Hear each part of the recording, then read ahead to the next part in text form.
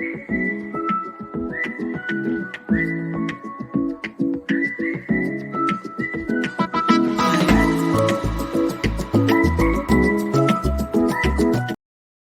and welcome back to We Met Behind the Castle. I'm your host, Logan Stump, and today is July 18th, 2024. This is the third episode of We Met Behind the Castle podcast. So if you are checking out this podcast, thank you for listening. Thanks for watching. I'm putting this up on YouTube so you can actually check out the visual. If you if you want to look at my face, then you can do that as well and not just hear a voice.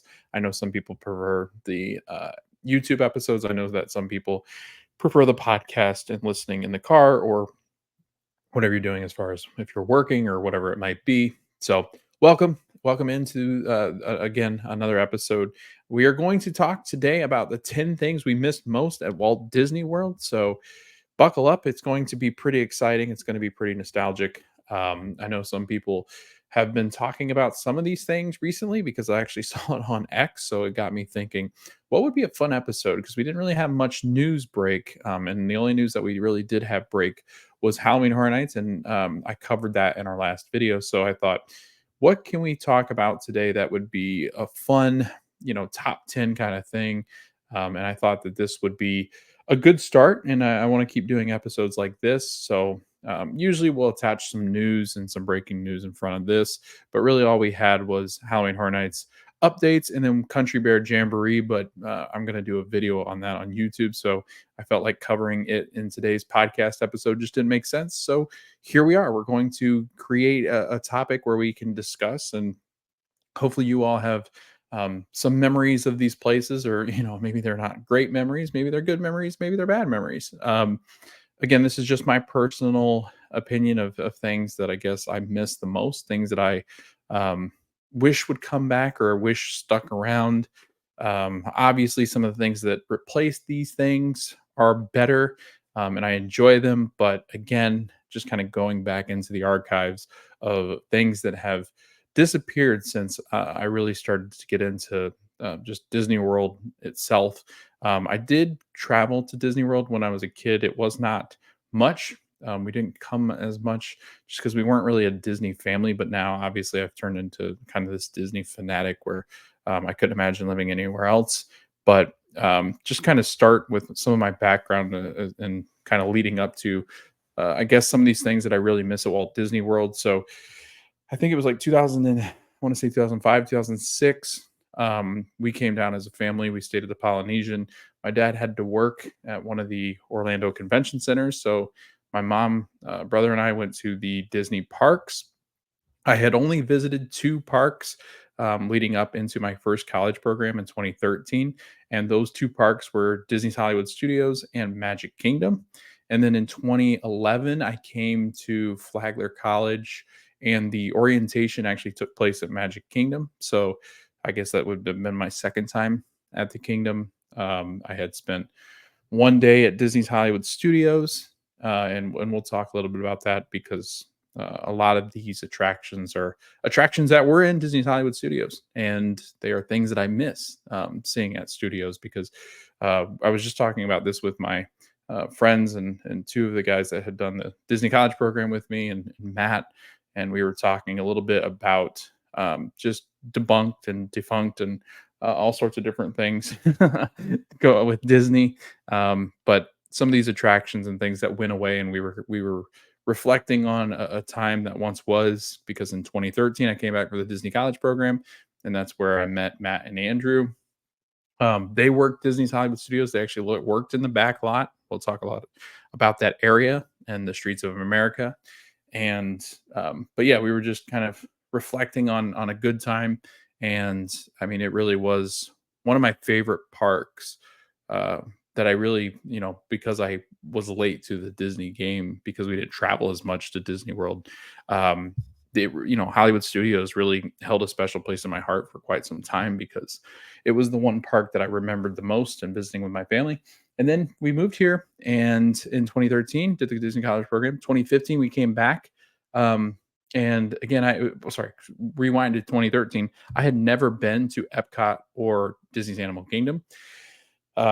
So when I came in 2013, actually a lot of the rides and a lot of the theme parks were my first, so I had all sorts of different first experiences with Jordan and Matt and Rich, and I rode as many rides as I could possibly ride in 2013. I think I marked off quite a few of them at Disney World, and Jordan and Matt especially had really grown up going to Disney World, and their families had they'd come quite often. I don't remember if Matt's I don't I think Matt's family and them were DVC. I know Jordan's was, but I mean Matt and them spent a long time and a lot of years down here in Walt Disney World.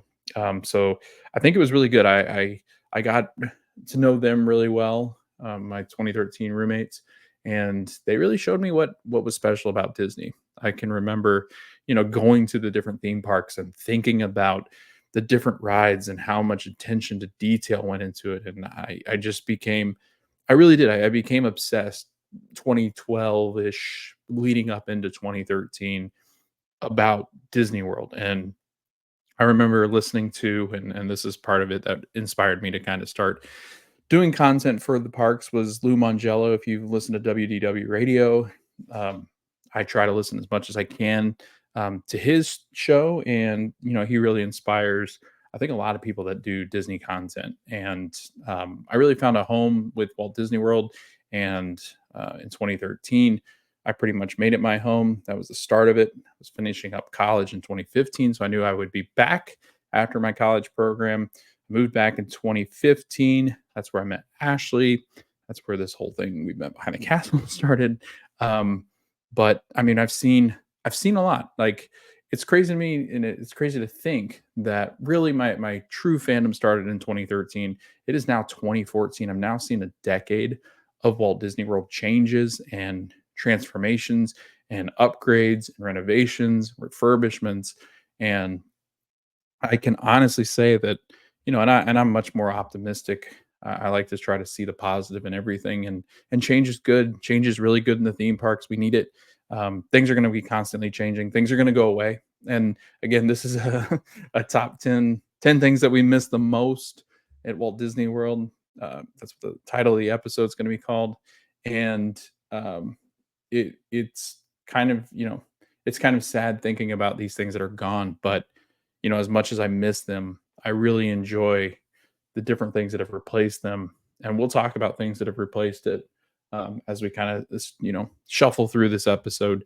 This episode was a lot of notes. So going to be reading some as far as notes that I jotted down or have taken from different places and kind of summarized. And we'll talk a little bit about the history of some of these things and when they opened, when they debuted, when these things went away, and just kind of memories that I have from these 10 things. So I think we should launch into it because I don't want it to be too long, and I think we can really talk a lot about some of these things because of just kind of the nature and the feelings I have towards these things, and just how much I miss them. So first one I want to start with, and I'm going to see if I can do this on the fly because I haven't done this before, is I'm going to switch up the format here on the video version, so that way I can put some slides in next to me. And first up on the 10 things I miss most, number one, and this is not in any order, but I will say I did leave the one that is last on purpose. I left it at that last spot on purpose because it's the one I miss the most. It's the one I wish would come back. It's the one that I think could come back at some point in some kind of form, but I don't know how they'll do it. But we'll talk about that as we get further into the list. But number one is Lights, Motors, Action Extreme Stunt Show. It debuted on May 5th, 2025, 2005 at Disney's Hollywood Studios, back when the park was known as MGM Studios. So if you didn't know that, Disney's Hollywood Studios was not always called that. The show was a duplicate of the Motors Action Stunt Show. I think that's how you say that in French. And it was the spectacular over at Walt Disney Studios Park at Disneyland Paris. So it did not debut here. And that is actually why the theming and the buildings that you saw in Lights, Motors, Action Extreme Stunt Show was Parisian themed, is because that's where it started. It had a massive outdoor stadium, 3,000 seats. And due to the significant size, the studio backlot tour attraction was actually shortened and adjusted to work around the stadium. I was gonna put Black Backlot on this list, but the only memory I really have of Backlot and what Backlot was, the studio tour, was there was a Home Improvement. I was a big Home Improvement fan when I was growing up. Um, there was a nod to Home Improvement, had, like, the Home Improvement hat and toolbox inside one of the cages as you were walking through the queue line to get into one of the vehicles that took you to the Backlot tour, and I was gonna include that on this list, but then I was like, I don't really have that many memories of the Backlot tour. Like, I don't remember it that much. Um, I remember videos more so than I remember anything that I actually did on that ride or attraction. So I left it off the list, but this one I definitely remembered because Lights Motor Action was around during my college program as well. But during the show, guests would watch stunts, and they were car stunts, jet skis. They had big semis that they came out in, and Lightning McQueen made an appearance, and Herbie Fully Loaded made an appearance at some point. Um, it was weird 'cause it really didn't have a story in it. You know what it reminds me of? It reminded me of, for some reason, the way that the actors are and the stunt people, it reminds me of Indiana Jones-ish, but it, like, obviously with cars and stuff, but it seems it's kinda cheesy, but I liked it because it was. They had a director and they were sitting back further. There was, like, a water tank that had water that sprayed up because they would use the jet skis, and the director and them would sit kind of just as they were filming, and they would actually show you what they were filming up on the video screens, up in Lights Motors Action. The stadium was huge. It kind of reminded me of, if you've ever been to SeaWorld, the Shamu, the whale stadium. It was big. Like, this stadium was huge. I remember that. I remember this obviously the unique smells that it had of gasoline. I don't know why I remember that much. It had fire, it had explosions.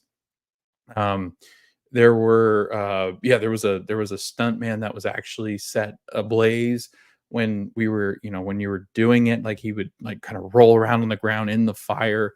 And I remember they used to do the stunts, and how they did stunts when they go backwards, they would go back really fast and, like, maneuver really well. And I was like, man, they can back up a car very well. But then they actually show you that there's a car that's built where it's kind of like, it looks like it's facing forward and there's a driver in it, but up underneath the seats, it's kind of built like at a level, and it's kind of like at a slant. And there's actually somebody sitting underneath that person that's controlling it going that way with an actual steering wheel and the accelerator. So the person can actually see out the back of the car, and that's how they could maneuver in through the semi truck. Like, they would back up off of ramps into in like the back of a semi truck that was just, the boxy semi truck. So it was really cool. I mean, there was so much about that show that, um and some people didn't like. I mean, if you didn't like stunts and you didn't like explosions or loud noises, or you were just kinda bored with the car thing, and you've seen it a couple times, then I could see where maybe this was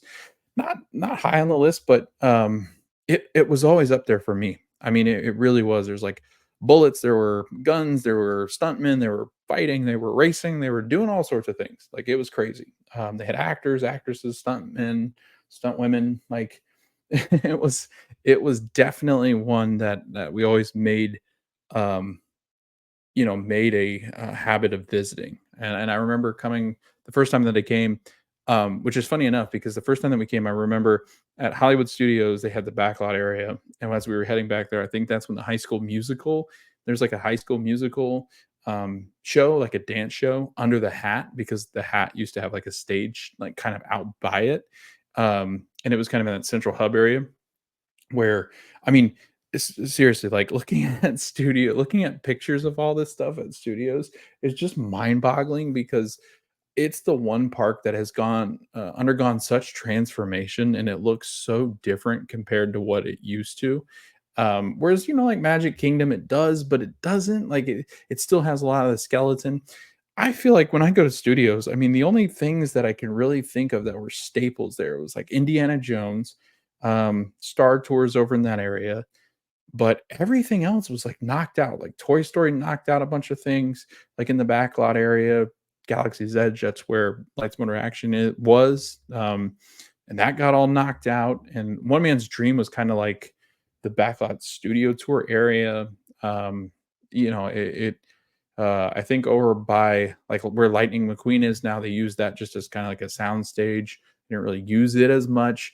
Who Wants to Be a Millionaire was out there. American Idol Experience was where Frozen. I mean, we could literally do, and we might do that because it's so fascinating the amount of changes that happen at Disney's Hollywood Studios. I mean, the amount of progress that has been made and the amount of changes that have come to Disney's Hollywood Studios is incredible. It did take out some of my favorite things, and there's a lot of things on this list that are Disney's Hollywood Studios because of how much transformation has happened at that park. And it still is one of my favorite parks. I really enjoy Disney's Hollywood Studios. I enjoy them all about equally now. I really do think that each of them have great things that they offer that I really enjoy. So, but yeah, that was first up on my list. It was Lights Motors Action. It did close in 2016 to make way for Disney's Galaxy's Edge. So it was right after my second program that all shut down. That seems wild to me because of like how much time we spent there in 2013. Like, I wish I'd have taken more pictures in 2013, or at least saved the one. I know. I think I had a phone before the one that I have currently because the one I have currently does date all the way back to like 2016. But the one before that, I think when it got fried, I didn't have the photo saved. So anything from like 2013 to 2015 is on Facebook. And some of that stuff obviously I didn't keep or it's gone away or been deleted. So yeah, but Lights, Motors, Action, what do you guys think? Number 1 on the list. It's one that I really missed, and, nothing like that'll ever come back to Disney's, parks, I don't think, but I don't know, I love stunt shows, and I do love Indiana Jones, but alright, let's move on to number 2. Take a sip sip of water. It is hard to do these by yourself because you get dehydrated because 'cause you're talking the whole time, but all right. So number 2 on the list, we're staying at Disney's Hollywood Studios for this one. And this one's a hot take, I feel. Because I remember the discourse online because well, I guess online then would have been like Facebook, and somewhat Twitter. But the discourse online, on this particular thing being taken out of the parks, some very happy about it and some were not. But that is the Mickey Sorcerer hat. In October of 2001, Walt Disney World embarked on a remarkable journey, the 100 Years of Magic celebration to honor the legendary Walt Disney himself, born on December 5th, 1901. It featured metallic structures resembling Mickey's ears and an accompanying Mickey hand, creating an enchanting ensemble. You could find trivia stations, pin stores, stages, all sorts of different things. Like this was a very, I guess, flexed space. Like they did have the pin store and like the pin stand, and they did have some stages by the hat. But like I always felt like things were changing there. They could do multiple things. There was always cast members there. Like it was like entertainment. There were dance shows. That's where the High School Musical thing was. I want to say Power Rangers was Epcot, but I remember photos, and I can't remember if they had eventually made their way to Disney's Hollywood Studios because it was MGM at some point, and the ownership of different movies has changed so drastically. Like Universal owns some of that stuff now. Disney owns AMC now, and that was big in that park. But I mean, seriously, we should do a whole history on Disney's Hollywood Studios just because that park is just ever changing, and I think for the first time in forever, um, that it is going to stay, pretty consistent what it is right now because of Star Wars, and because of Toy Story. Like, those are staple areas now. They've kinda locked themselves into those franchises. I think there's room for expansion, obviously, with those, but it's not like the Hollywood studios of old where they could just replace a bunch of things. A lot of the things that they've now replaced these things with are pretty permanent, I would say. So unless there's some kind of other expansion outward, which I don't really see at Hollywood Studios because it's kind of landlocked, and it's the one park that I really do feel like there's not a lot of room to wiggle around, because of the areas around it. Because driving around that area, I mean, it's all trapped in by roads and major roads to get to Walt Disney World property. Yeah, but the Mickey Sorcerer hat, kind of jumping back to that, it was It was, let me shift to so that I actually have on the slides here. Mickey Sorcerer Hat, it blocked the Chinese theater, and that was the big discussion was that could because the all the Disney parks have kind of had their icon, right? So Cinderella's Castle for Magic Kingdom, the Epcot Ball for Epcot, and then you had the Tree of Life, right? Well, I guess Spaceship Earth was the more correct term for Epcot, but Epcot Ball. And Hollywood Studios forever used the hat. And I remember when it went away, when they started dismantling it, um, and that was again right around my first program, in between my first and my second program, they were dismantling this thing. Um, and I can remember uh people being very happy that it was going away because they wanted the Chinese theater to be the icon, and it now has become the icon. They used to have the Earful Tower as well for the icon, but now that's gone too. Um, it isn't it's very it's so interesting to me because, again, I think it just kinda marks the idea of the change that's happened there, and so they removed that, and now you can kinda see, like, it they did remove it, and it opened up a huge area, and they do put stages there, during different celebrations and stuff, but, like, that area is pretty empty in front of the Chinese theater. Just picture the big hat sitting there because that's where it used to be, and it was an obstruction to the Chinese theater. A lot of times people would bypass the Chinese theater because the hat kinda distracted you from getting back behind it. It was really tight back there. It was very interesting. It was a very interesting choice. It again, I mean, I think it was an interesting time because Hollywood Studios was transforming. It didn't know what it wanted. So in that, people really did struggle to, I guess, wrap their heads around the fact that, like, the hat was going to have to be removed. The icon was gonna become the Chinese theater, which at the time was the Great Movie Ride, and now is, now has changed over, to, Mickey's and Minnie's Runaway Railway. So, yeah, like, I remember it being a huge discussion. I remember merchandise changing, like, the hat being and they dismantled it piece by piece, like, they didn't just bulldoze it. Which makes it interesting to me. I always wondered, like, what did they do with the pieces because they kept them. Because typically, if something was going to be demolished, they would probably just demolished it. I don't think there was ever gonna be a use for it. So I'm interested. I wanna know, I kinda wanna know what happened to it because it was dismantled piece by piece. I don't know if that was because they thought about bringing it back somewhere or where they were gonna place it or if they wanted to keep some of it for the archives or what. I mean, I don't ever know what happened to the pieces of it, but it was very interesting the way they took it apart. Like, it looked like a puzzle piece. Like, it, like, went down in sections. Like, it was above the construction walls, and then kinda the top of it was taken down, and the other part was taken down, and all of a sudden, it was just, like, the golden little, like, loops there. It was very interesting to watch, and it disappeared pretty darn quickly, but now we have the Chinese theater. I like the Chinese theater, but I love the hat more. I thought the hat looked really good. It's pretty funny because this is what it was originally supposed to look like. So this was the original design, and the original design was actually supposed to have 2 Ferris wheels on the side of it, and it was supposed to be, I think, twice as big as it was. um, which would have been absolutely crazy because then you really wouldn't have seen the Chinese theater.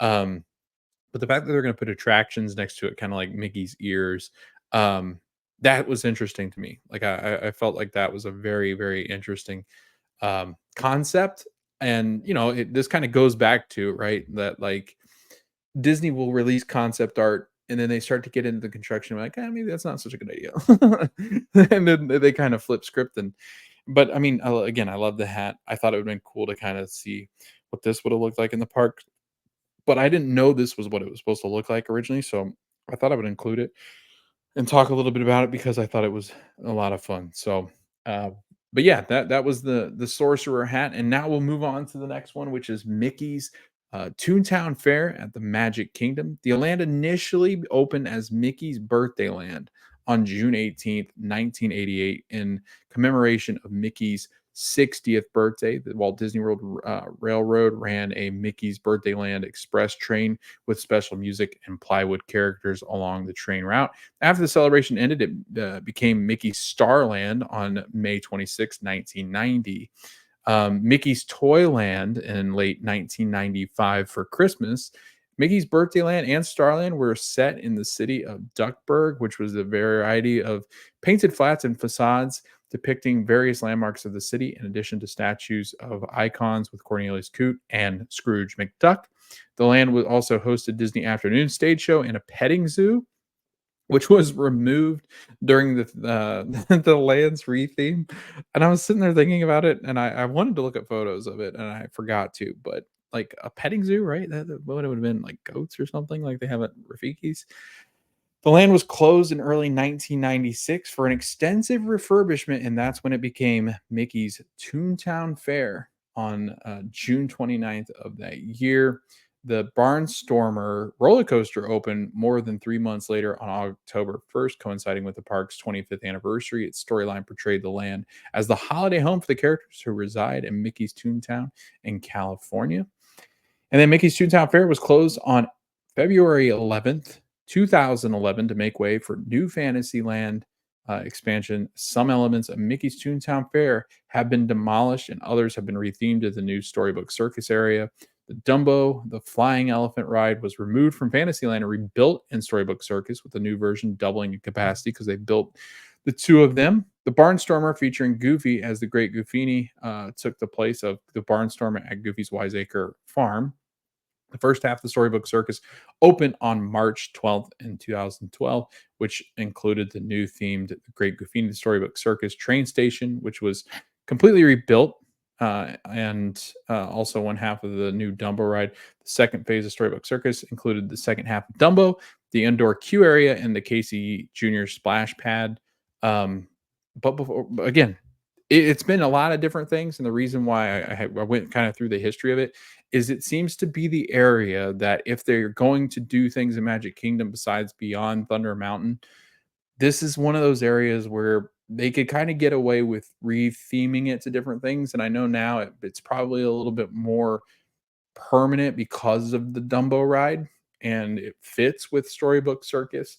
So I think their expansion is going to be focused more towards Frontierland and Adventureland should the expansions happen, which we should be getting news of in a couple of weeks probably because they have D23 coming up. But that being said, Mickey Toontown's Fair, what it was, if you've ever been to Disneyland, they actually have Mickey's. They had Mickey's Toontown Fair out there as well. It was Mickey's house, Donald's boat, Goofy, I think, had like a retreat thing out there. Minnie and Mickey had a house. You could meet them all in their different little areas.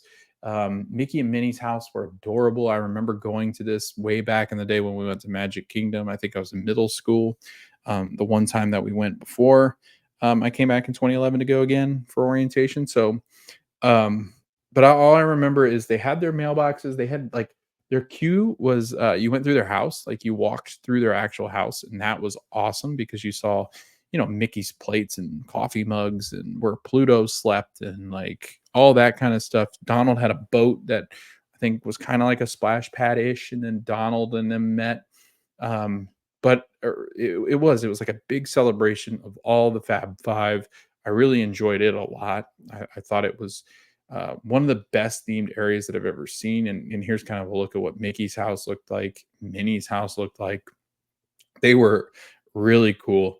I wish we had photos of those. Maybe my family does or did at one point, but I just remember going through and going, "Oh my gosh, we are we are living with the mouses." So yeah, it was a lot of fun. I enjoyed Mickey's Toontown Fair. I would love to see something like this come back as well. They used to have like a Pixie Hollow out there as well with Tinkerbell in them. And really they did. They rotated this area pretty darn well. But now and I always thought it was interesting because they could kind of repurpose that land quite often. It's kind of like the rotating wheel. But now again, like I said, with the two Dumbo rides there now, I don't see them getting rid of that area back there anymore. So um expansion can come to Magic Kingdom, but it's not going to happen in that area And it's kind of sad that Mickey's Toontown Fair went away, but I think replacing with Storybook Circus was a pretty good hit because it's a good area to bring the kiddos that want to try roller coasters for the first time, or cool off and get into the splash pad. Dumbo's an iconic ride there. So I think it's definitely worth going back there, but really miss Mickey's Toontown. So moving on, we're going to get into one that is very near and dear to my heart, and that is Camp Mini Mickey. So for those of you that don't know, Avatar took the place of Camp Mini Mickey. I worked in Camp Mini Mickey at the Festival of the Lion King show in 2013.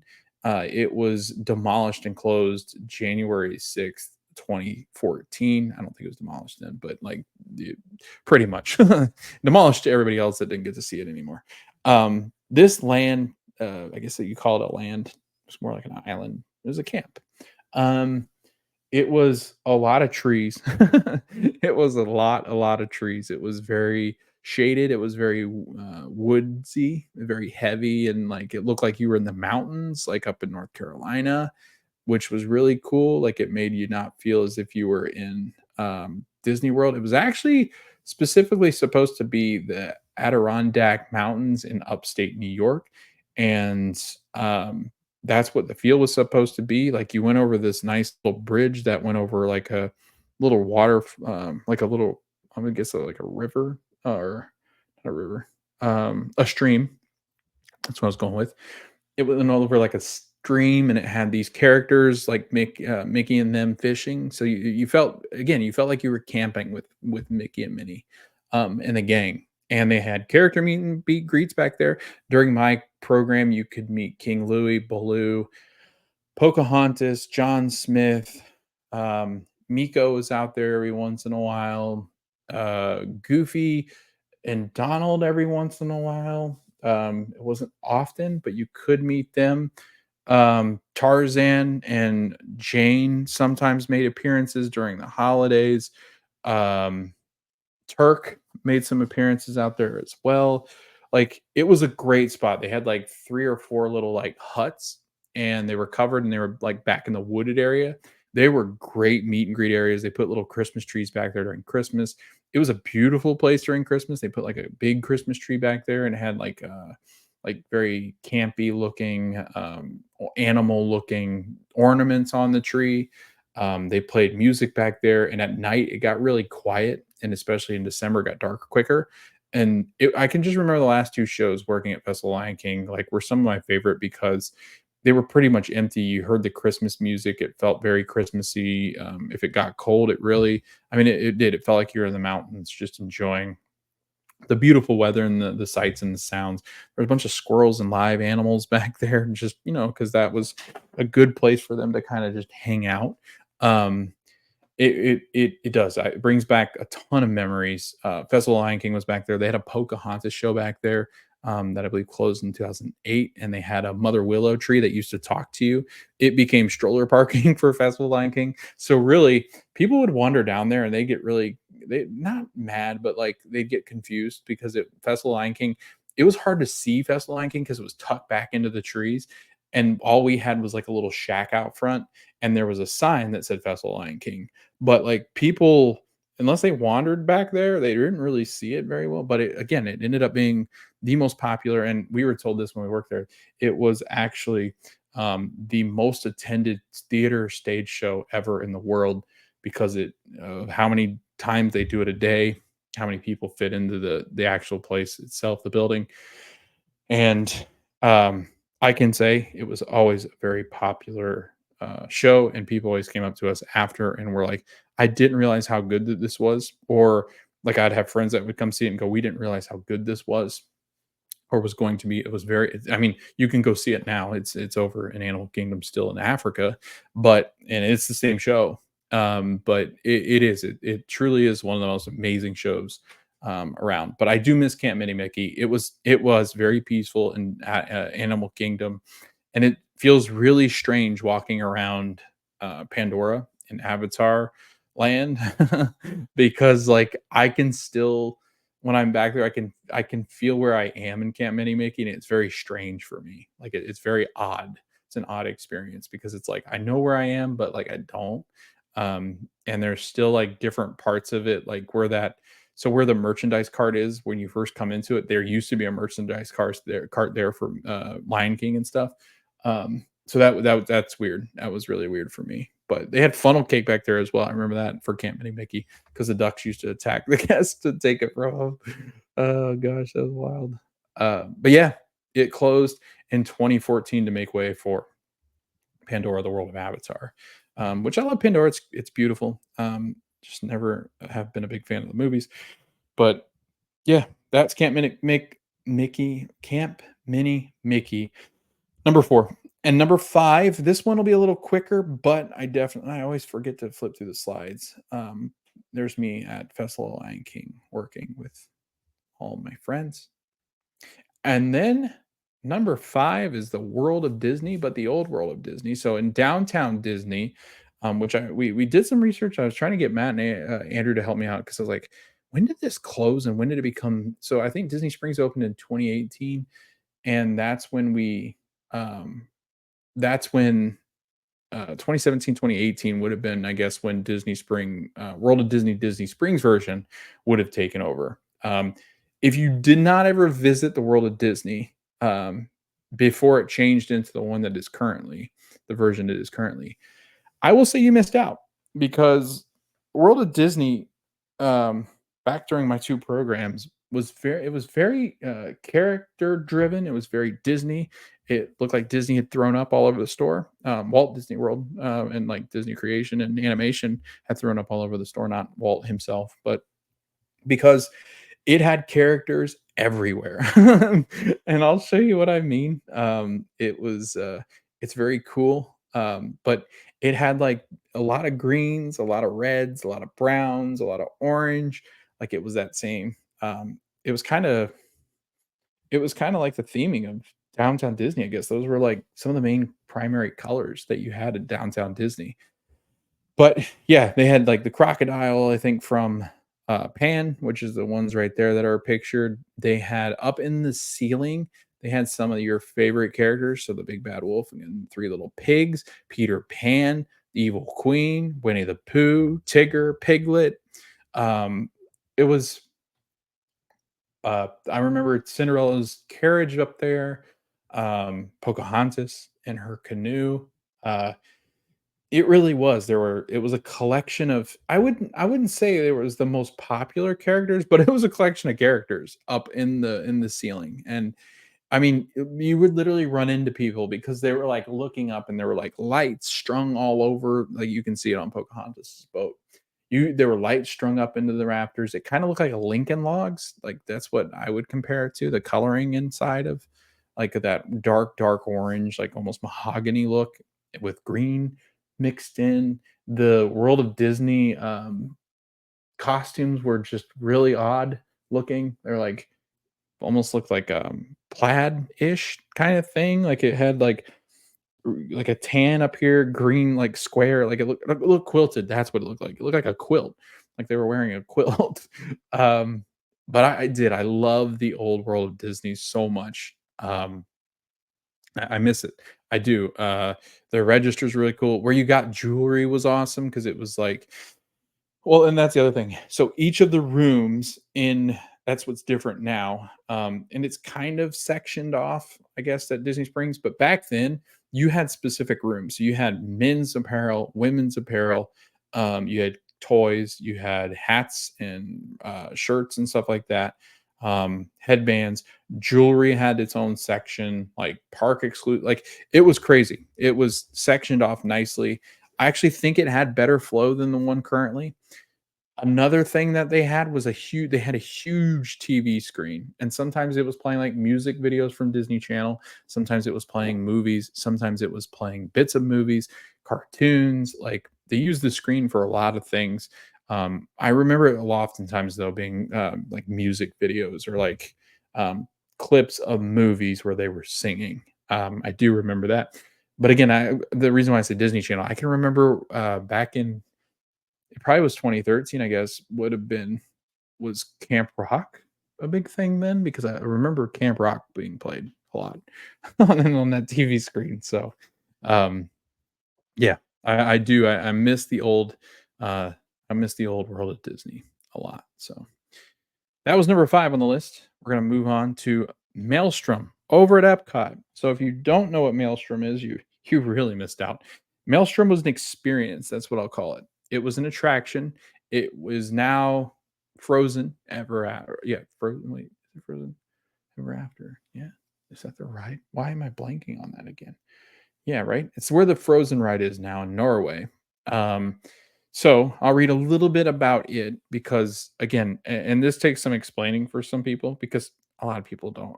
They're probably not going to miss Maelstrom, but Maelstrom was so bad it was good. That's how I'll explain it. But let's talk a little bit about it and some of the notes. These words begin your journey into Norway's past and present on Maelstrom, which opened in July 5th, 1988. Although fairly tame by modern standards, this boat ride at Epcot was Epcot Center's first thrill ride. Yeah, that's right. The first thrill ride that was ever built at Epcot Center was Maelstrom, which is crazy to think. It's a 28-foot drop that makes it a thrill ride because, well, it did go backwards. I will, like Frozen, it goes backwards down that real long hallway, and then it spits you out, and you go down the hill. Um, but I mean, there are so many great lines from this attraction. This was a boat cruise. It went through kind of like this Viking. That went through Viking ships, and as you're passing through, you had different like polar. You had like polar bears. You had Vikings. You had trolls. You had like this talking tree thing. It was, and then you ended up in like a in the sea with like boiler. Like it was very odd. And then you ended the ride, and you were actually in like a Norwegian town which I think he's still doing Frozen, but it was so strange. It was, an experience. You started out, and, like, it's this eye of I think it was called the Eye of Maelstrom or Eye of Norway or something like that, and it talked to you, and it was like an eyeball projection. It was odd. It was so odd that I miss it so much because it was such a weird attraction, and people were like, "What was that?" And I remember we would talk to, like, the Norwegian people outside of the attraction, and they were like, "This is not anywhere close to what we even care about in Norway." So, it was very funny. I thoroughly enjoyed it. It was actually supposed to be called the North Sea Storm, way back in the day. It was actually supposed to be a lot more rough too. Like, it was supposed to be really intense. Like, at the end, it was supposed to, like, crash up waves on you and, like, get you pretty wet and like, pretty soaked. This was kinda, like, rock the boat, and it was set up to be really kinda scary. Like, you were kinda, like, gonna coil up and, like, go up and down like you do on Dinosaur like, it was supposed to be pretty intense, but then I guess the project changed because there was all sorts of safety hazards because the water woulda got into people, and I mean, it really was going to put a lot of water on people. So they finally changed it. They changed the Sea Venture name, the North Sea Storm. The Sea Venture is what it was going to be called. It finally changed to what's called now, what was then called Maelstrom. These are the three trolls. This was my favorite part of the ride. You'd go up to them and they'd go disappear, and you could go backwards. And it was such an odd experience because, like, they're like, "What are you doing here? Why are you here? Get away from us!" And then they would go, "Disappear, disappear," and you would go backwards, and you were like, "What was that?" Like, what an odd experience that was. Yeah, it was really weird. If you haven't seen it, go and watch it on YouTube. There are still videos of Maelstrom. Um, and let me know in the comments below what your thoughts are. But they had a video too that was like 5 minutes that like you could go watch on like Norwegian heritage, and, and it was I'm telling you, it was a weird. It was very Epcot. Like it felt very Epcot. It tried to teach you so many things in such little detail and such little time. And the animatronics were thought of like state in the art at the time, but then as it got, I guess, it got further and further, they just weren't. And as you can see, like the trolls were pretty terrifying looking. This is what it looked like on the outside, but to this day, I still need a Maelstrom um, t-shirt because they've got a lot of great lines in there. So yeah, that was Maelstrom, an exciting time. Definitely check it out if you have not seen it on YouTube. The next one that is up, we're going back to Disney's Hollywood Studios, and that is the Writer's Stop. It was a coffee shop in Disney's Hollywood Studios. Now, I know some of you are like, yeah, whatever, and we'll probably skip over this part, which I don't blame you, but this was one that was it was fascinating to me. So on the inside, it actually to me it looked very Friends, like Central Perk. That's why I liked it. Actually modeled after Ellen, like the Ellen show. Ellen's by the book sitcom. Like it has that very similar look to that show, and kind of emulating what that show would look like with the cameras above as well, like that you were in a sitcom. But it was like your city bookshop on the corner. You could buy books. Like they had the popular books. They had. I remember Hunger Games being on the shelves there. Harry Potter at one point before they bought their before Universal had them. Um, I mean, anything and everything that you could think of as far as popular books, trending books, they were there, just like a regular bookstore. It wasn't big, but they did have that. They had home decor, they had coffee mugs, like not services, but like travel mugs. They had like the posters, they had coffee that you could buy. I'm not sure it was Joffrey's back then. Maybe it was, but anyway, like they really did. They had a ton of that stuff. You could go in and sit, you could read, you could I mean, if you really wanted to take your laptop, I guess you could have in there. I guess Wi-Fi would have been a little bit different back then, but um yeah, this was called the Writer's Stop. They were famous for the carrot cake cookie, um, which is now like the carrot cake whoopie pie at Charlie Cart Cafe, which is the Starbucks at Disney Hollywood Studios. But this is where it originated from. This is exactly where it originated from. This is what it used to look like. It was huge. Um, I got it here for the first time. Like this is the carrot cake cookie I remember. Now it's the whoopie pie. It looks very like refined. It's still big, like the carrot cake whoopie pie is pretty big, but this thing was massive. Like, I mean, this thing was huge, like bigger than my head almost. But no, it wasn't that big. But it was good size. It was very good. I remember that. I remember getting it. They had pastries and stuff there as well. You could go up to like the confection area and get some of that stuff. They had coffee. They used to have like creamer and stuff and sugar on, like, the counter, I remember that. They had different nods to, like, the backlot tour because the backlot was back there. Um, they had different movies that would play. They had a TV screen in there. It was just so cozy. It really did. It felt like a Central Park or, like, a New York City style on the corner bookshop, the coffee shop that you could just kinda hang out in. I loved the name of it, the nod to, Writer Stop, and when it closed, it is now currently where Baseline sits. So if you're ever in Baseline, which is over at Disney Hollywood Studios, which is that like brewery type place where you can get some beers and beer pretzel, a cheese pretzel, whatever they call it, the big pretzel thing, the charcuterie board. They get seltzers and things like that. They sell a lot of alcohol there. Um, Great little spot to hang out at Disney's Hollywood Studios. It's kind of going back into Galaxy's Edge, and that's where like the Streets of America and Lights, Motors, Action and them were back in that area. So that kind of starts right there where Muppets and them are. So yeah, Writer's Stop. I miss you. You were a lot of fun. Um, Definitely one of the places I always tried to stop in when I was at Hollywood Studios when I was there. So very sad that it's gone. Next up, great movie ride. We're staying at Disney's Hollywood Studios. And I'm trying to think, are we staying at? Oh no, we go back to Epcot one more time, and then we come back to Disney's Hollywood Studios. So that might be giving away what I missed the most. Um, Great movie ride. Directly inspired the creation of Disney's Hollywood Studios. In a Walt Disney Imagineering book, it was revealed that the Great Movie Ride was originally planned as the main attraction in a show business themed pavilion at Epcot. So this was actually supposed to be there. And it was going to be called Great Moments at the Movies. However, the newly assigned Disney CEO Michael Eisner and Marty Sklar, the Walt Disney Imagineering president, decided the idea was strong enough to lead an entire new theme park, and that's why we get 1989, right? Yeah, 1989 was when we got Disney's Hollywood Studios.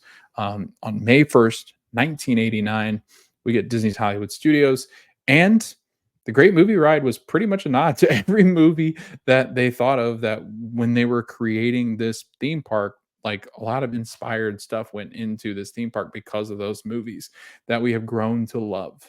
As the guests reached the end of the queue, they entered a 1930s era Hollywood soundstage where they become loaded by cast members into two, where they were loaded by cast members into one or two pairs of open theater style seating ride vehicles. So it was kind of like you're in a car. The ride vehicles utilize a traveling theater style automated guided vehicle ride system similar to the former Universe of Energy attraction over at Epcot. However, here the ride vehicles were much smaller, are grouped together in pairs of two, and feature an open cab in the first row of the front of the vehicle for a live tour guide to stand, provide narration, and operate the ride vehicle. So yeah, you had a kinda like a skipper, but they weren't telling the jokes, but they were acting. And they were taking you through and they were giving you this guided tour through, like, different sound stages and movie sets. They were talking about the different movies. They were talking about all the great movies and classic movies that were in this ride, and we'll get into which ones those were. But they would stand at the front, and then at, like, the middle area, you got to a place where, like, and then the Public Enemy, I believe it was, um where it would stop and Muggsy, they were both Muggsy, boy or girl Muggsy, would stop and like take over the ride vehicle because your tour guide would get out and they would jump in and take off with it. And you're like riding around with this gangster. And he's like, if I can remember, they were like shooting, they had like play guns, and they're like shooting or like yeah, they're, like, shooting at rival, like, mobsters, and they were, like, going through and they I think you would go into Alien with them, and they're like, "What the heck is this?" Because you're taking them, like, kind of out of their movie into other movie scenes.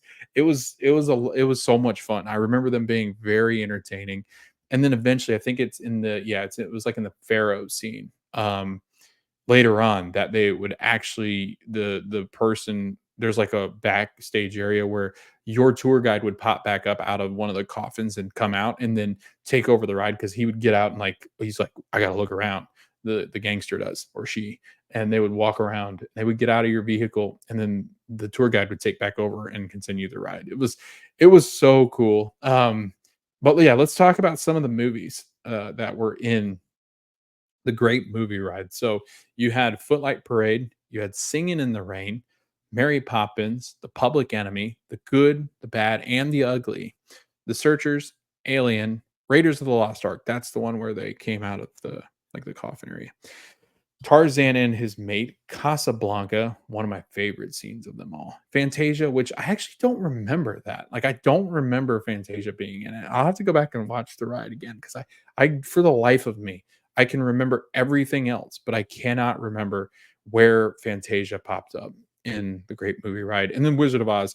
Wizard of Oz was like the most breathtaking, I think, because you're in Oz. Like you are with the Munchkins, you're walking down the yellow brick road, you're riding down the red yellow brick road. They're singing, you're singing. You actually there was a point where Wicked Witch of the West, I think, is on the building, and then all of a sudden she kind of goes up in smoke, and then you see her the slippers down below the house, and they kind of disappear too. It was a really cool ride. I really, I really enjoyed it. The alien part was scary. It made a lot of noise. I remember that part. Um, Singing in the Rain uh, is I will admit I had never seen Singing in the Rain. I've never seen it, but that being said, it is one of the coolest, parts of that ride. Um, and I mean, honestly, like, it made me want to go and watch it. Probably should go watch it. But Gene Kelly sitting on or standing on the light pole, and it looks like it's raining on him, and he's singing, "I'm singing in the rain." No, I won't sing for you all, but yeah, that was awesome. Mary Poppins, yeah, they had Mary Poppins. That was very cool. It was the on the roof when they were on the roof singing um, with Dick Van Dyke, and yeah, like, thinking about all this stuff, like, when you're going through Public Enemy and you're going through, like, that rough neighborhood as the gangster and you're winding around and there's honking horns, you feel like you're in the city with the gangsters, and that was awesome as well. Clint Eastwood, like, Casablanca had the plane in there and it moved, like, it was so cool. I miss it so much. The tour guides were always what made it that much better. So if you are out there listening and you know one of the tour guides or you are one of them, kudos to you all. You always made that a lot of fun. And this is just kind of some pictures. This is, I mean, look how good those animatronics are for Wizard of Oz. You got Munchkin Land, which was awesome. Gene Kelly singing in the rain. But yeah, I miss it. I miss it a lot. All right, next up, if you're on the video version, you know what it is. But it is electric umbrella. Now, I know a lot of people go, "What? Why do you miss electric umbrella? This is like generic park food." It was not. It was not. They had like so they had flatbreads towards the end of its life. They had hamburgers, bacon cheeseburgers. They had big bacon cheeseburgers. That's why I liked it. Um, Flatbreads. They had meatball subs at one point. My favorite thing they ever had was the mac and cheese burger. Used to get that thing all the time when we could go. Matt, Jordan, and I ate there so many times. I probably lost count. It had refillable, like the refillable fountain drinks. So that was always why I liked going there too, because I like to be able to fill up my own drink because I have to have a drink every time I eat something. So that was great. I love the coloring. It looked like a Starcourt Mall kind of stuff. Like it looked like 80s, 90s mall food courts. It had great music, very like techno or electric like it did. It felt so good, synthetic music, like that kind of stuff that just a lot of noises, a lot of buzzing, a lot of I don't know, it was about upbeat songs. I really enjoyed it. They had great costumes as well. I love their costumes. Um, I love the colors. I love the neon signs. There was always a lot of neon in there. They had the best outdoor seating area. I know it was hot, but like when it was a nice day out, it was great because you could sit out there and watch people walk through Epcot, like around where the pin trading stand used to be, out behind the ball, like kind of where that fountain was, and yeah, I really did enjoy Electric Umbrella a ton. Miss it. It was my favorite quick service restaurant there. And I know there's probably better options, but I don't know. It just made me feel really good when I was there. This upstairs seating area was a lot of fun when it was open. Sometimes it was closed, but it was a good way to get away from people. If you really wanted a break, and it had good views of like the walkway in between that and out towards like Mission Space. So I don't know. I did. I really enjoyed this. I thought it was a good quick service restaurant. And last, but certainly not least, and we'll gush about this one and maybe cry a little bit. The Osborne family spectacle of dancing lights at Disney's Hollywood Studios, which debuted in 1995 during the holiday season. So, Streets of America, no longer around. Was back there where Star Wars Galaxy's Edge is, and like Lights Motored Action was like out that way as well because it was like at the end of the road that you used to get back from the spectacle of dancing lights. This was by far, in a way, the best night show they ever did. There's not even anything close to this. Like, there's nothing close to this in the holiday seasons, in the 4th of July, in New Year's, at any other theme parks in the world. This thing was the most impressive dancing light spectacle I'd ever seen. It was so good. It got so crowded, but it was okay because you were just there to take it all in. It played music, Trans-Siberian Orchestra music, where like they danced to it. They danced to your favorite holiday tunes. They danced to Disney tunes. Like this, and you need to watch it. If you've never seen it, go watch it on YouTube. Like you will not regret it, especially during the holiday season. Just turn it on, watch it. Um, Soak it in, get some surround sound, get some lights going, get them dancing, right? Um, I think about this all the time. Like I think about Osborne, Dancing Lights, and it really is. It's so sad that it's gone. Like it was a party within the party. Like there was so you I forget they came on relatively early, like right when it hit dusk, they came on and the music started to play and they would let you back into that area if you had theme park admission, obviously. You were able to go back there. I think sometimes it would reach capacity, but not often. like closer to Christmas Day, because the parks would reach capacity around those times. But you would go back there and right away you're hit in the face with, like, they had Snope at some point.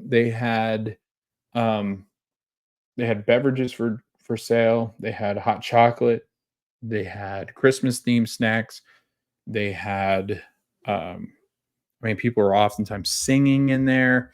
I'm just trying to remember everything that they had. Oh, they had like the necklaces that you could buy. They had merchandise. I remember one of the last ones, Osborne, like they had their own specific merch. One was with Goofy, and it was like a long sleeve green shirt.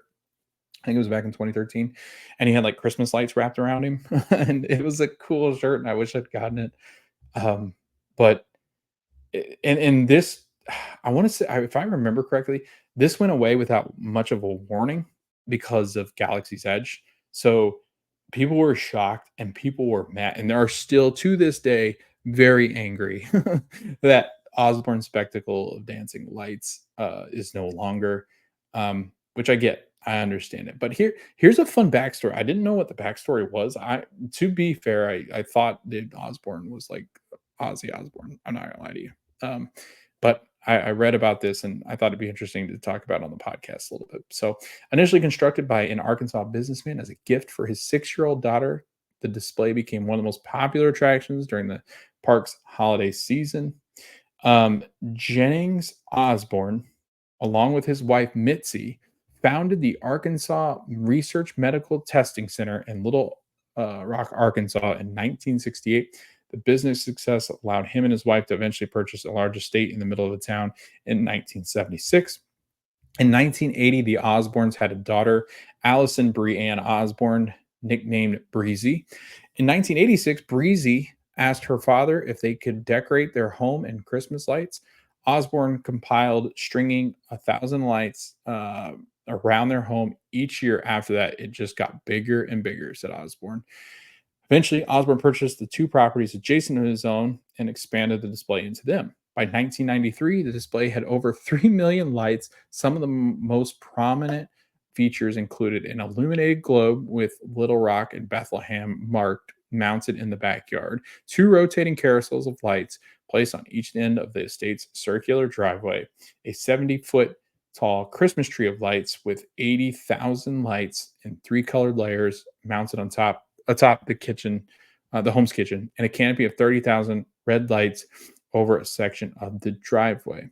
The lights were extremely popular in both Arkansas and around the world as news crews started to film and visit the display. Since their house was located on one of the busiest streets in Little Rock, it eventually caused severe traffic issues and many complaints. The display grew bigger every year and by 1993 it was lit for 35 days during the Christmas season from sunset to about midnight every day. Six neighbors filed a lawsuit saying traffic congestion made trips to the corner store take about 2 hours, and they feared for emergency vehicles going up and down the street. Osborne responded by adding 3 million more lights. The county court ordered an injunction against the display, limiting it to 15 days and directing that it that it be lit only from 7 p.m. to 10:30 p.m. Osborne appealed first to the Arkansas Supreme Court and lost, then in 1994 to the United States Supreme Court, and he also refused to halt the order. In 1995, the state Supreme Court shut down the display altogether. The Osbournes continued to have a light display, but on a much smaller scale, well into the 2000s. And then after the September 11th attacks, they erected an enormous lit American flag with the words "God bless America" and "God bless George W. Bush" across the top of bottom of the flag. The story of the light displays court case brought national attention, including offers from several cities to host the display. Walt Disney World project director John Phelan contacted Osborne's attorney in the moving light display to the Orlando resort and eventually discussed the potential move. Osborne was intrigued by the offer, but initially understood that Disney wanted to put the display on another residential street in Orlando. What Phelan actually offered was to install the display on Residential Street, a backlot section of Disney's Hollywood Studios theme park. Being a fan of the resort himself and realizing there was a display would go, Osborne accepted Disney's offer in 1995 The display was set up on the residential street as the Osborne family spectacle of lights, becoming an immediate success. Residential Street was visited during or using the studio backlot tours tram vehicles when the light display was in place. However, the tram tours would stop before sunset, allowing guests to walk among the displays. Initially, the display was purely the original lights from the Osborne estate, but in subsequent years, from the display was augmented in a current size of other over 5 million lights. The display Disney caretakers have also added a number of hidden Mickeys into the lights. The 2007 edition of the display featured over 40 of the icons. In the 2011 display, had a major overhaul. All the lights were swapped out for LED, including all the rope light. So uh, that's where you really get kind of like what this picture is showing here. And you can actually see some of the things like the carousel and the trees and some of the red lights that were put up that are nods to the original Osborne show in Arkansas. Um, but they did such a great job with this show. I miss it so much. It was easily the best thing to do at the Christmas. I mean, the parking lot would get so fat or filled quickly. Like the whole lot would be filled for people to come to this show. I mean, that's how crazy it was. The whole Hollywood Studios lot would be backed up because of the spectacle of lights. On September 11th, 2015, Disney announced that the 2015 holiday season would be the final season. So it was okay. So it was out in advance. It just didn't feel like that. It felt so sudden. Well, I guess it was within the year, but they're like, this year it's done. Usually with Disney, like, okay, you got a couple years to enjoy it. On January 3rd, 2016, it was announced the final season would be extended by 3 more nights, with the final performance were scheduled for January 6th, 2016. Final songs the lights danced to were Have Yourself a Merry Little Christmas and Mickey Mouse Club Alma Mater. That gave me chills. I don't know why that gave me chills, but it did. Um, it again, go to YouTube, do yourself a favor, watch it. It is so good. Um, and now I kind of want to go and say, Disney, add something back, right? Like, I know they can't do something like this again, but something similar, like a light show, a Christmas light show. It was so much fun. It got you in the Christmas spirit. Like they would put like Christmas decorations in the houses, like the facades and the windows. Like it felt like a Christmas village. I mean, you can see this. It was every building was decked out in Christmas lights, and they all danced in sync with whatever song was playing. It truly was an incredible experience. I miss it a ton. So again, go watch it. Maybe during Christmas or during the holiday season, watch it again because it gives you all the feels. It really does.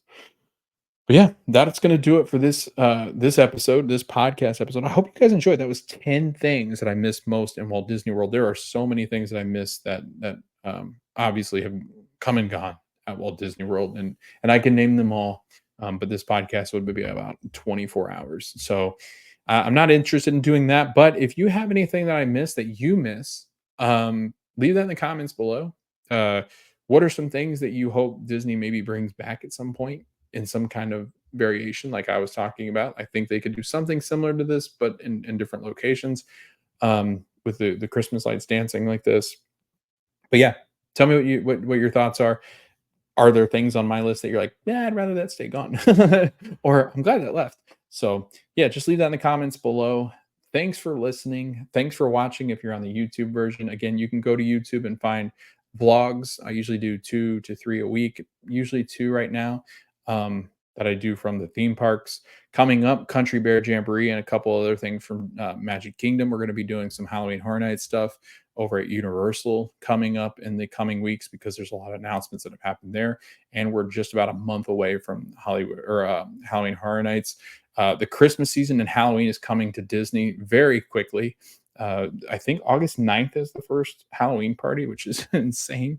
So Mickey is going to be decking out the Magic Kingdom very soon, and we're going to be over there and checking that kind of stuff out and some of the treats that they have for the Halloween season. So again, thanks for watching this video. We hope to see you guys in the next video, and we hope to see you guys at the parks.